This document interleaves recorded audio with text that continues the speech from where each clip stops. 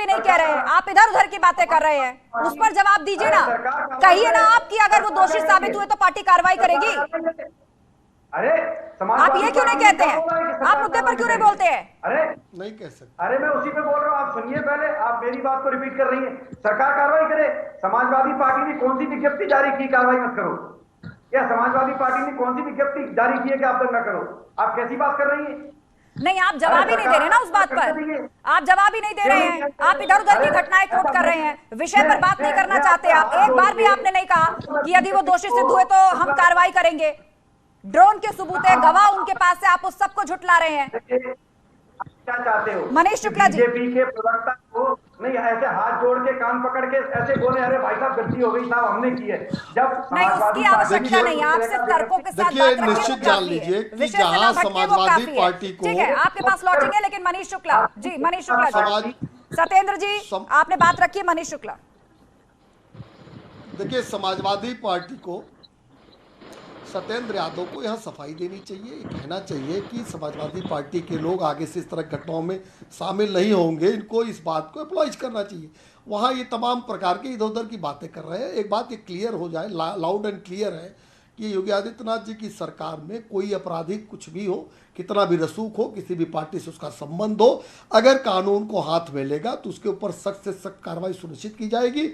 जिन लोगों ने चोरी चौरा में दंगा किया है, नुकसान किया है प्रॉपर्टीज़ को, उनको उसकी भरपाई करनी ही पड़ेगी।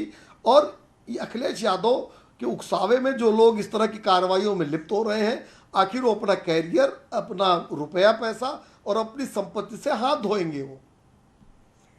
चलिए एक और मुद्दा उठा दिया गया यहाँ पर सत्येंद्र जी, वो ये कि आप लोग अपनी राजनीति चमकाने के लिए कार्यकर्ताओं को भड़काते हैं, युवाओं को आंदोलन में धकेलते हैं। तो बताइए, अगर फ्यूचर में किसी का नंबर आता है सरकारी नौकरी में तो वो बेचारे तो रिजेक्ट हो जाएंगे क्योंकि उन पर केस चल रहे होंगे।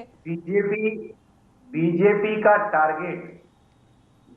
का टारगेट सेट होता है, बाकायदा रणनीति के साथ अपना एक मुद्दा पकड़ के।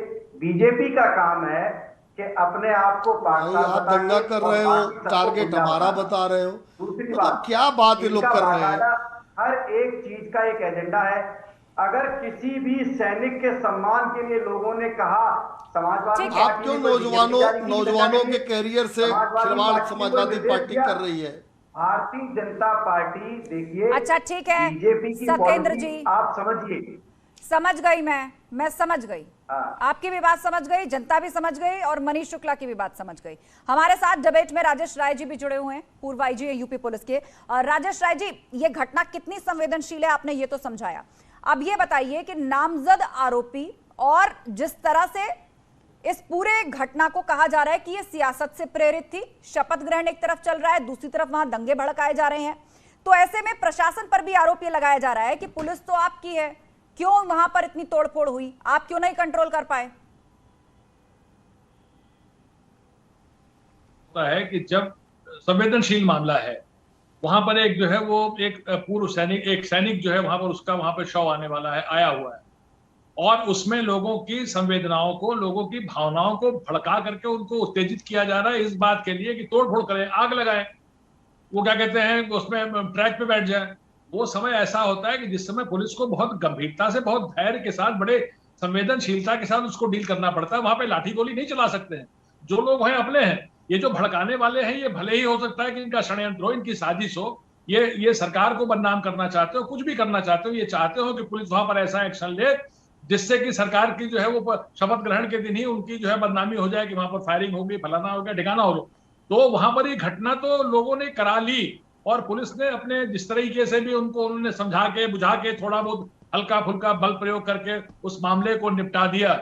लेकिन ये बात जरूर समझने की बात है, मैं समझता हूं कि जो पिछले 5 साल का कार्यकाल है वो देख करके, और जो पुलिस प्रशासन का जो रवैया रहा है और जिस तरीके से पुलिस प्रशासन भी चुस्त है, उसको देख करके ये समझना चाहिए कि ये करने के बाद लोग बच नहीं पाएंगे। ये हाराकारी है उनकी तरफ से। जो लोग इस तरह की कोशिश कर रहे हैं उनके लिए सुसाइडल अटेम्प्ट है ये। वो उनका उनके उनके उनको नहीं, मैं कह रहा नहीं, उनको अगर पता है तो अच्छी बात। अगर ठीक है राजेश, अगर उनको ठीक है राजेश जी, सत्येंद्र यादव कुछ कह रहे हैं, हाँ बोलिए सत्येंद्र जी।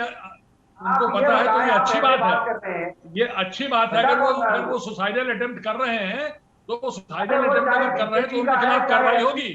वो जेल जा रहे हैं, आप देखिए उनके खिलाफ एनएसए लग रहा है, उनके खिलाफ एनएसए लग रहा है, उनके खिलाफ जो है उनकी प्रॉपर्टी अटैच होने की बात हो रही है, उनके खिलाफ सारी कार्रवाइयां हो रही हैं। तो ये कार्रवाइयां तो उन्होंने तो किया उसमें इस बात में कि हमको इस पे हमारी।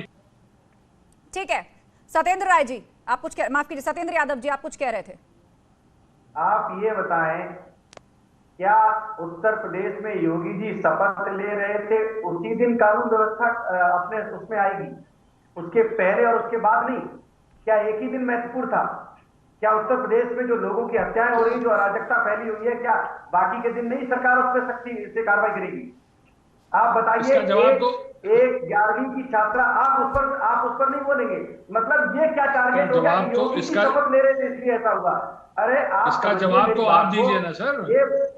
ये बाकायदा ये बताया जा रहा है कि हम ब्रिटिश हुकूमत से इंस्पायर्ड हैं। ये बताया जा रहा है कि हम जैसे चाहेंगे वैसे उत्तर प्रदेश को चलाएंगे और जो चाहेंगे वो बोलेंगे। भारतीय जनता पार्टी ये नहीं बता पा रही है। सवाल तो यही आपसे है ना, आप जैसा चाहेंगे, जिस वक्त चाहेंगे आंदोलन खड़ा करेंगे, उसे हिंसक रूप देंगे, पर उस पर बोलेंगे भी नहीं। जब सवाल पूछा जाएगा इर्द गिर्द के सारे विषयों पर बात करेंगे, लेकिन उस पर जवाब नहीं देंगे कि क्यों सपा के नेता के खिलाफ एफआईआर दर्ज हुई है, उनके नाम आप सुनना नहीं चाहते। बताया जा रहा है कि बकायदा सबूत है जिसके चलते नामजद एफआईआर हुई है, तब भी आप इस बात को स्वीकार नहीं करना चाहते। ठीक है, आप कौन रोक रहा है की ना कार्रवाई, पर आप जवाब दीजिए ना। आप तो इससे मुकर रहे हैं, आप इससे पल्ला झाड़ रहे हैं। मैं आपसे ये कह रहा हूं कि एक सैनिक को तिरंगे में क्यों लपेटकर उसको सम्मान देकर नहीं लाया गया? आप बताएं, ये पैनल पे एक भी आदमी क्यों नहीं बोल रहा है? मनीष शुक्ला जी, आप बताइए, क्यों उसको सम्मान नहीं दिया गया? सपा की तरफ से बार बार यही कहा जा रहा है कि हम तो सैनिक सम्मान के लिए लड़ रहे हैं। इनको कहिए शांत हो जाए तो बताएं। सत्येंद्र जी, आप जवाब सुन लीजिए, आप बिना टोके। मैं तो बताऊं आपको, सत्येंद्र जी को वस्तुस्थिति की कोई जानकारी नहीं है। ये केवल डिबेट पे आ गए हैं। वहां तिरंगे का इशू नहीं था, जो उसको प्रॉपर जैसे लाया जाता है वैसे ही लाया गया था। वहाँ इशू था कि मुझे बात कंप्लीट करने दीजिए। सत्येंद्र जी, मुझे कंप्लीट करने दीजिए। आपने सवाल उठाया, मैंने वही सवाल पूछा, अब उसका जवाब भी सुन लीजिए। पेशेंस रखिए थोड़ा। आप हर पैनलिस्ट के पीछे बोल रहे हैं और फिर आप ये शिकायत करते हैं कि आपको बोलने का मौका नहीं दिया जाता। ठीक है, अनइंटरप्टेड। मनीष शुक्ला जी, जवाब दीजिए इस बात का, फिर शो भी क्लोज करना है मुझे। इनको मैंने कहा, मैंने तो इशू ये था कि वहाँ के लोग जो तथाकथित समाजवादी पार्टी के नेता थे, वो ये कह रहे थे कि सैनिक को शहीद का दर्जा मिलना चाहिए। जो प्रशासनिक अधिकारी थे, ये डीएम नहीं तय करता, उसके अलग विहित प्रक्रिया है कि किस तरह की मौत पर शहीद का दर्जा दिया जाता है। तो वहाँ के जो प्रशासनिक अधिकारी हैं, उन्होंने कहा कि ठीक है, आप हमको ज्ञापन दे दीजिए, हम इस पे कार्रवाई करके भेजेंगे। जो भी विधि प्रक्रिया होगी उसके अनुसार जो भी उचित होगा वो निर्णय वहाँ की जो सक्षम लोग हैं वो लेंगे। लेकिन चूंकि सपा को दंगा करना था, सपा को कानून व्यवस्था को खराब करना था, तो सैनिक के 100 पर भी घृणित राजनीति करने से बाज नहीं आए अखिलेश यादव के ये जो नेता लोग हैं। उसमें नाम है, नेम्ड एफआईआर है 56, जो गिरफ्तारी हुई है 12, उसमें सपा के लोग हैं। चलिए ठीक है, तो दोनों ही दल भाजपा और समाजवादी पार्टी, और इनको कहिए जानकारी लेके बैठेंगे तो अच्छी डिबेट करेंगे। दो घटनाएं, एक तरफ शपथ ग्रहण और दूसरी तरफ गोरखपुर में जो दंगा भड़का, उसने कई तरह के सवाल पैदा किए हैं। नामजद एफआईआर हुई है और उसमें सपा के कई नेताओं का, स्थानीय नेताओं का जो नाम है वो सामने आया है। आप सभी मेहमानों का शुक्रिया इस चर्चा में शामिल होने के लिए। तो इसी के साथ ही महाबहस में आज के लिए बस इतना ही, लेकिन खबरों का सिलसिला लगातार जारी है। आप जुड़े रहिए हमारे साथ।